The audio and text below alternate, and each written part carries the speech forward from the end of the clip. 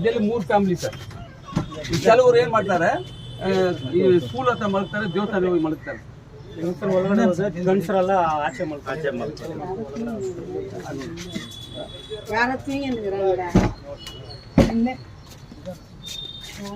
ಸಾಹೇಬ್ರು first special ಅಂದ್ರೆ ನೋವು.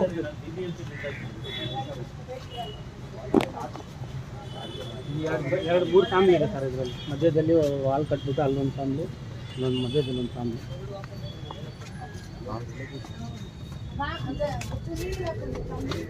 ಇದರಲ್ಲಿ 3 ಫ್ಯಾಮಿಲಿ ಇದೆ ಸರ್. ಇದು ಒಂದು ಫ್ಯಾಮಿಲಿ ಅಷ್ಟೇ ಇರೋದು. 5ಕ್ಕೆ 3 ಇರೋದು ಅಷ್ಟೇ. 5 ಇಲ್ಲ ಅದು ಸರ್. ಇಲ್ಲಿ ಖಾಲಿ ಇಡ್ಬೇಡಿ ಸರ್.